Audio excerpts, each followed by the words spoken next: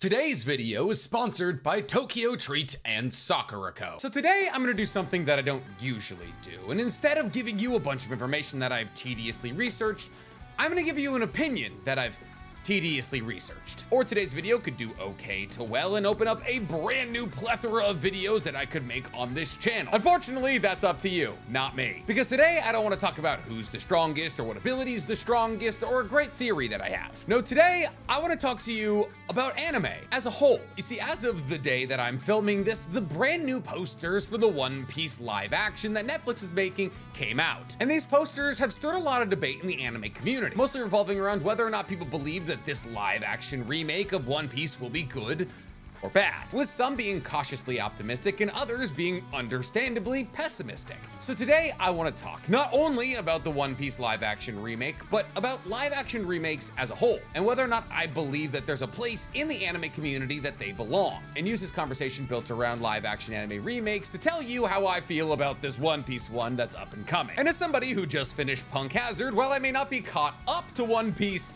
I definitely know a good amount about the universe. So today, you and me are gonna do a deep dive on live action anime remakes and determine whether or not this One Piece one might be the best one we've ever been given, or if it'll just be like all the rest. But before we get to jumping into this opinion piece, guys, please, for me, like this video, subscribe to the page, and hit that noti bell. And if you like hearing my opinions on things, then you're gonna love my brand new podcast, Otaku's Anonymous, where me and Danny Mata break down everything that happened in anime this week. Before we get into all that, guys, today we have our favorite reoccurring sponsor to the page, Tokyo Treat and Sakurako. Tokyo Treat and Sakurako are monthly subscription snack boxes that you can get from Japan, but they're very different from each other. Tokyo Treat allows you to snack like a modern Japanese household, and every month's box comes with a theme. This month is My Snackin' Valentine. But this pamphlet does a lot more than just tell you this month's theme. See, if you don't speak or read Japanese, a lot of the items in here, you're not gonna understand what they are. Like this snack right here. However, all I have to do is check out this 24-page pamphlet, and it'll tell me exactly what this snack is, the allergens connected to it, and why this snack is in the box. But enough about that, let's try them. These are spicy peanut arare.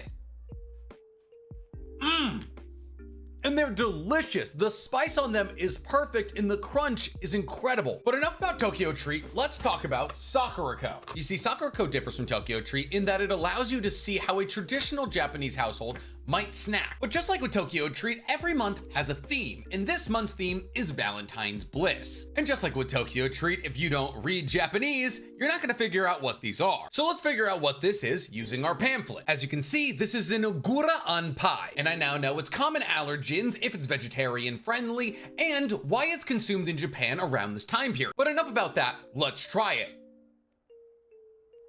Oh my goodness, the dough is incredibly flaky and buttery, while the filling is slightly sweet. It's delicious. It could have been baked yesterday. But on top of delicious snacks, Sakurako also sends one piece of tableware every month with their box. And this month is this beautifully ornate bowl. So what are you guys waiting for? Use code TWC at checkout for $5 off your order of either Sakurako or Tokyo Treat. And make sure you use the links in my description. Don't just go typing in Tokyo Treat or Sakurako. So what are you guys waiting for? It's time you started snacking like a real global citizen. So, live action remakes. What do you think of when you hear those couple of words? Do you think Dragon Ball Evolution? Do you think the AOT remakes? Do you think the trilogy of Rurouni Kenshin remakes? Or because this is gonna be a Netflix remake, do you think of Cowboy Bebop or Death Note? Regardless of what you think of, you probably have negative feelings towards it. And for good reasons. For all intents and purposes, we've never gotten a good live action anime remake. We've gotten okay remakes, but nothing that's even come close to matching up to the original greatness of the anime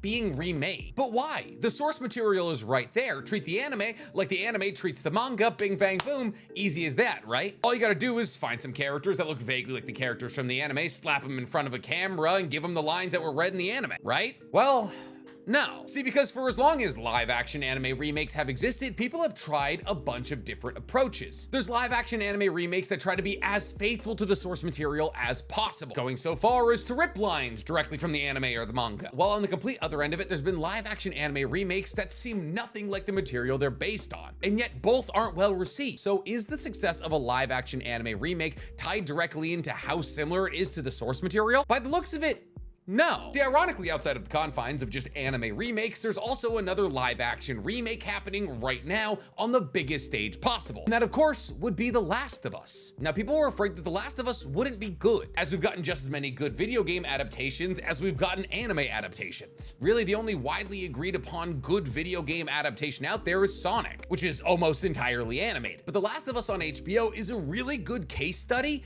in playing with the source material. See, there's times in The Last of Us where they might as well just be filming the video game. Almost the entirety of the first episode before the cordyceps start taking over the world is basically just ripped from the video game. But ironically, where The Last of Us has really shown is the fact that they choose where to dip into the story of The Last of Us and where to step out of it. The best example of this would be episode 3, what I believe to be genuinely one of the greatest episodes of television ever created, where a doomsday prepper by the name of Bill, who plays a relatively minor role in The Last of Us video game, got his entire life shown to the audience of the show. The big difference between the video game and the live action adaptation, however, is that while in the video game, unfortunately, we have to see Bill discover his partner, Frank, hanging, and not like cop partners like his boyfriend. And this unfortunately weighs incredibly heavy on Bill. But in the Last of Us adaptation, we got to see Frank and Bill's entire life together, as Bill had to struggle with his own sexuality and Frank allowed him to be the person he always wanted to be. It was a gorgeous, tear-jerking hour and a half. But the thing is, at the end of the episode, Bill and Frank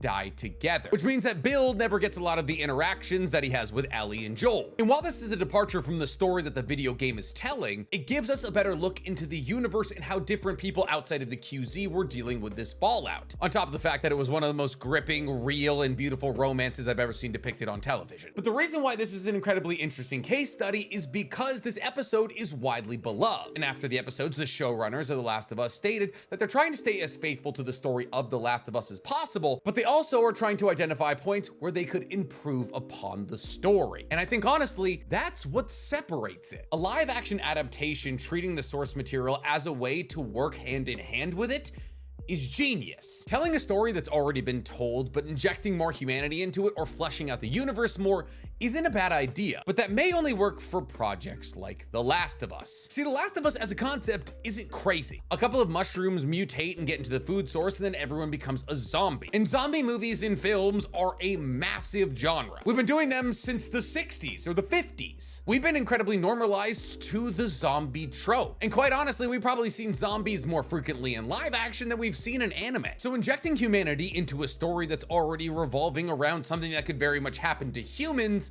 isn't hard. We knew that Bill had a partner who unfortunately killed himself. Build on that story, and it essentially just becomes spoiler alert, which, if you're looking to cry, highly recommend it. It'll take it out of you. But the reason that this doesn't work with anime is because anime's not a human story. Anime is largely appealing to us because of its separation from reality. The way you can turn on anime and turn off your brain. While there is absolutely human stories told within the confines of every great anime, those are key pivotal moments. It's not the entire story. I'm not gonna sit here and say that I don't think there's moments in One Piece that apply better to the real world than a lot of real world media, with things like the way that the world government treats the Navy and how a lot of the world government operates. But those real life undertones really only take about 10% of the story. For example, in Punk Hazard, really the only thing that I could grip onto and be like, wow, they're so real for adding this, is how all of the children that are being grown into giant soldiers by Caesar Clown have become heavily addicted to a candy drug that Caesar Clown gives them, so they'll never try to escape. Now, watching what those children do when going through withdrawals is very real. The other 90% of Punk Hazard is either running from a giant poisonous cloud that has sentience, fighting two giant Yeti brothers who can only say the word cool, and Frankie quite literally flying off to check in on the Sunny using farts. One Piece is a gorgeous story with arguably one of the most fleshed out, beautiful universes in existence, but it is arguably dumb. But is trying to adapt a universe that's hugely unrealistic the problem for live action remakes? No, not really, because we've tried to adapt non-unrealistic anime that could absolutely take place in the real world, like Cowboy Bebop or Death Note. And in both of these circumstances, not only were we adapting anime that could actually happen and therefore wouldn't be too ridiculous, there was also big time names tied to these projects, like John Cho with Cowboy Bebop or Willem Dafoe with Death Note. Characters perfect for their respective roles, some of the most important characters in those two respective universes, really giving both of these live action remakes the best possible chance to succeed. So why didn't they? There's no Gum Gum Balloon, there's no Gum Gum Rocket, there's no Second Gear, there's no Blackfoot Sanji, there's no Three Sword Style, there's no Hana Hana Fruit, there's no Cyborg who has the ability to fly using farts, there's no Living Skeleton who will never stop talking about the fact that he is a living skeleton. In the case of Death Note, it's just about a maniacal sociopath who gets the ability to kill anybody he wants. And Cowboy Bebop is just a neo-noir space western. There are veins in both of these anime that we've absolutely seen in either movies or live action television, but both of these live actions failed for roughly the same reason. The first of which being lack of intensity, and the second of which being, ironically, even though we've talked about it a lot today, but lack of faith to the source material. We'll talk about Death Note first because arguably out of these two things, it is the worst. Death Note as an idea is incredibly easy to adapt to live action. So why is it so bad? Well, this movie for some reason focused more on Light as a vigilante and less on Light as an unhinged sociopath. With big, huge, sprawling action sequences like Ferris wheels falling off their tracks, as Light went through the moral and ethical dilemmas of having to kill all these people and wondering if he was still a hero. But that's not what Death Note is, and it's never been what Death Note was. Death Note is about a megalomaniac gaining a god complex, a super blessed genius child given the chance to make a world that they want, and stopping at nothing to achieve it. But if we're being real with ourselves, a lot of the intensity conveyed throughout Death Note comes through internal dialogue. It's incredibly hard to convey internal dialogue in a live action movie. What, are you gonna have two actual humans sitting across from each other like L and Light and have them both having internal dialogues for 5 minutes like we have in Death Note? It would be incredibly goofy. But because there was that lack of intensity that we could get through internal dialogue, unfortunately, they were like, well, we have to pick up the intensity elsewhere, making this live action movie into more of a action movie than a noir detective thriller. And that right there is the root of the problem. It's hard to mimic the intensity of an anime in the same way that an anime has access to create intensity. This was also one of the big problems for Cowboy Bebop, as Cowboy Bebop is really known for two things: incredible music and very well choreographed fights. And while John Cho absolutely trained in Wing Chun to look as close to Spike Seagal as possible, emulating the intensity of an anime fight is impossible. There has been 2, maybe 3 movies in the history of movies that have done hand-to-hand combat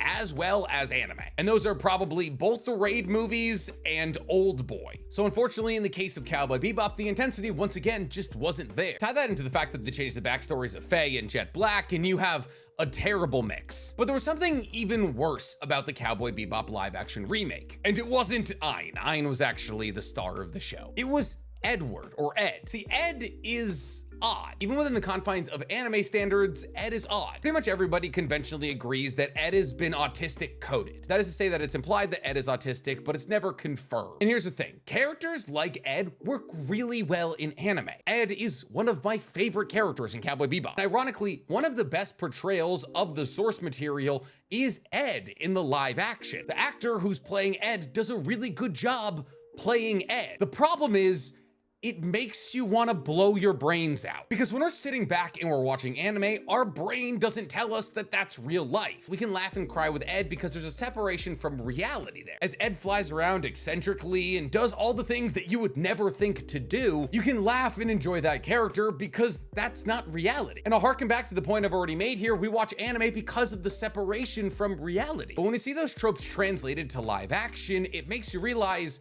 kind of how insane those tropes are. Because now it's not Ed saying it, it's some dude dressed up as Ed. And now our brains have to compute that these actions and these words are coming from a human being, not a character we love. And unfortunately, if we're talking about ridiculous characters in hilarious situations, One Piece is arguably the most chock full of them out of any anime out there. See, in the poster for One Piece and from all the casting news that we've gotten, there's only gonna be 5 Straw Hats introduced thus far. And that's gonna be the first 5 Straw Hats. So obviously Luffy, Sanji, Usopp, Nami, and Zoro. Somehow almost forgot, quite literally, the first Straw Hat. And as far as those characters go, they're not that ridiculous. Nami is just a woman with a 12-inch waist, double D's, and an obsession for money. Zoro's just a drunk samurai. And Usopp's just a cowardly sniper. The real problems arise from Luffy and Sanji. Luffy, while being arguably one of the most lovable characters in anime history, is also one of the most hateable characters in anime history. Listen, don't get this even remotely twisted. I love Luffy, but there are very, and I mean very few people in anime who make me as viscerally upset as Luffy. Like when he doesn't take a situation or a fight seriously enough, or when he doesn't give any orders to anybody, or he abandons his crew, or he does something that puts the entire crew in danger. Now, these are lovable traits on a character, but can you, in live action, think about a character that's ever acted even remotely close to Luffy? I mean, childlike joy, no regard for the situation around them, but all the while being the main character and the strongest person in their respective universe. See, we get characters who do one or two of the things that Luffy does. We get aloof characters, we get strong characters, we get characters who don't care what's going on around them. But package all of that down into one character and make them the central talking point of your show. Well, it works when it's animated and it's a character that everybody has fallen in love with. What's gonna happen when it's just some guy reading the lines? In fact, I'll run a couple of lines past you as Luffy. Tell me if you want to strangle me to death or not. Nami, when are we getting to the next island? I'm bored. And we're out of meat. And then Sanji opens the door with a bunch of food. Oh, meat. Hum nom nom nom nom nom. I already want to kill myself. But unfortunately, it's not just Luffy. Things like Sanji's perviness either have to be rewritten or cut entirely. Because do you know how jarring and uncomfortable it would be to watch a full-grown man go, Nami Swan, and snuggle up against a fully real lady? Not to mention how incredibly hard it would be to depict Nami knocking him clear across the boat with a straight right. It would be like watching hot Discord mods meet in real life. Like, I'm sorry, but the closest facsimile we have in the real world to Sanji is people who call their Discord kittens kitten. And that's not even to mention Frankie, Brooke, Chopper. The three of them are just literal walking tropes. Think for a second what you would do if you saw a full-grown, probably very buff man just go, super! We love it because it's Frankie and he's a cyborg and he only wears underwear. But when it's a real man wearing underwear and a Hawaiian shirt struggling to get his forearms together because this is impossible, it is going to be jarring. Not to mention if you just ignore the characters, also all of the CGI required to make the One Piece universe exist. Like, is Zoro gonna get in actual sword fights, or is it still just gonna be one slash mechanics where either he's strong enough to cut through somebody or they're strong enough to cut through him? Is Sanji gonna be an actual kickboxer who has to land multiple kick hits on somebody, or is he just gonna be one kicking people into oblivion? And while I'm sure they're dumping a lot of money into making Luffy's gum gum fruit look like it should, watching CGI arms stretch or the gum gum balloon making his entire body a huge balloon is not gonna look great. It might look like it should, but it's gonna be unsettling. And the thing is, we've seen adaptations from anime universe into live action from anime universes with complex power systems, like with the Full Metal Alchemist Brotherhood remake or the Attack on Titan remakes. And while the CGI isn't bad, you know what's better?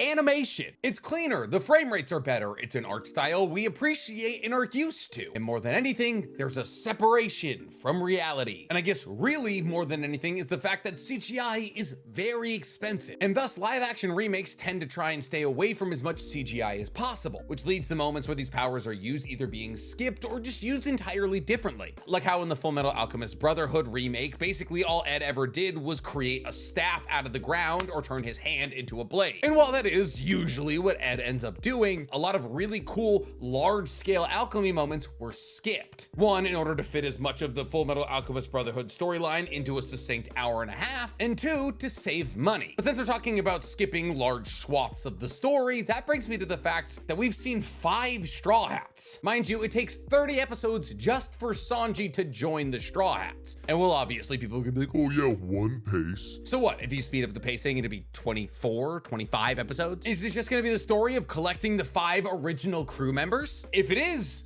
do we have a grandiose idea to act out the entirety of One Piece? Or are we just gonna be given a story of the 5 first original Straw Hats in the One Piece universe? See, here's the thing. There's been one okay live action anime remake, and that's Rurouni Kenshin. And even that is just okay. But that's because Rurouni Kenshin is a samurai story. It's been told in movies, in live action TV shows, hundreds of times. One Piece is arguably the greatest story ever told. And as the greatest story ever told, it has never been told before, whether that be through anime or live action. But the guy who created the story is heavily involved with the creation of this live action in Oda, and even went so far as to say that the live action looks really good. So where do I fall, genuinely? honestly. Do I think this live action is gonna be the greatest live action we've ever seen, or do I think it's gonna be thrown into the bucket with all the others? Unfortunately, though, I do believe that this live action is being given a better chance than any other live action in the history of anime remakes. It's kind of like running a race, but everybody starts at a different spot. The money, the attention, the fact that it's being made by fans, the CGI budget for One Piece is probably arguably higher than any other remake ever. But adapting not only these characters, but their powers to the live action screen